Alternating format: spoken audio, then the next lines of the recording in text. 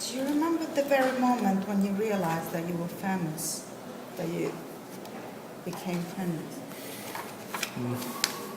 I mean, at one point I thought, well, it's good that some people know who I am, and I remember very well, it was 2 or 3 years ago. I was in Los Angeles, and I was at the airport, and I was having this very hand luggage, very heavy, and I was sure that, I mean, America being so difficult about that, I thought, oh God, if I can go through with my 2 luggage, hand luggage, if I don't want to check in, I'm very happy. And so at the moment where I was at the X-ray, I put the things on some women's sort of, and I had some shoes actually. So one of the women of the X-ray sort of said, hold on a second. She said, that's Louboutin shoes. What are you doing with that? I said, that's my job. And she said, but you are Mr. Louboutin. Oh my God, etc. And she got so excited. If I go through customs thanks to that, it's a very good sign. Which are the shoes a woman must have in her closet, and which are the ones she has to erase from it? Well, again, it's difficult to speak for every woman, I would say, because, according to where you live, if you live in a hot country, if you live in a cold country, if you live by the sea, if you live in in a polluted thing, all of this depends. If you live in Moscow versus Roma, it's going to be a different thing. But let's say, to be slightly generic, I would say every woman living in a city or living, cities, should have a pair of pants. Yeah, absolutely. And I would even say a black pant. Okay. And then probably the second pair should definitely be the color of skin. And so according, if you live in Moscow, it could be a pant, it could be a boot, it could be, But if you're living in Rome, for instance, it could definitely be like a peep or even a sandal, but something exactly the tone of your skin. Okay. So it's very nice because you put it, you don't think, oh, it's just like a natural element or elevation, but it's not even a shoe. If you look at it closely, it's beautiful, but if you don't look at it, it's just your legs which are counted on the silhouette. So something which has this tendency to appear sometimes, but also be able to disappear completely, to fade into the silhouette. You don't think about it. So you should have one shoe the color of your skin, heel, and one plain black pant. Yeah, okay.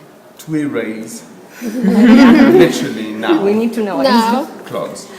Oh, yeah. Right, Really? Clogs. And one of the reasons, again, is shoes are associated to a lot of things. But if you think femininity, for instance, if you have a lot of sounds which are in reference to shoes and femininity. A small metal heel out of a mule, like a punk, a straight high heel punk. But the voice, the sound of the flamenco, which is like this thick heel, straight, etc., with this beautiful sound. I mean, the sound is important.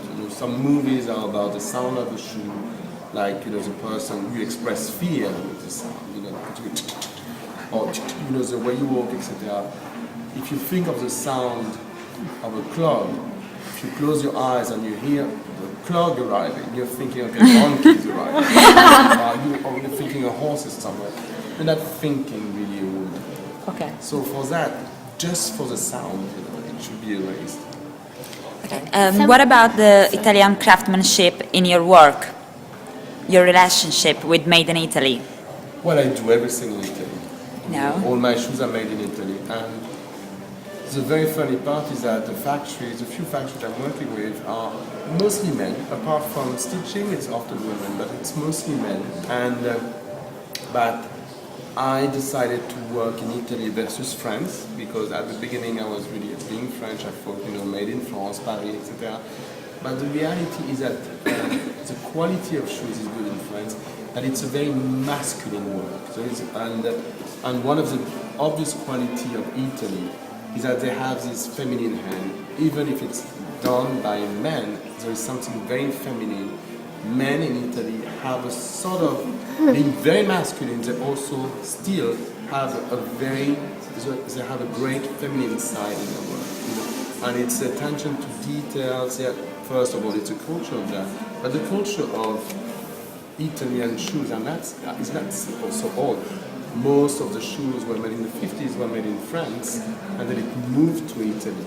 But a lot of the shoes were actually made in France from the 30s, 40s, and 50s. But definitely the hand is more feminine in Italy. You know, there is this, but also, you know, if you look at the paintings from Carpaccio, you know, in Italy, there is a sense of color, there is a sense of femininity, and even in the painting, even, you know, wonderful Italian painter have something which has to see with decor.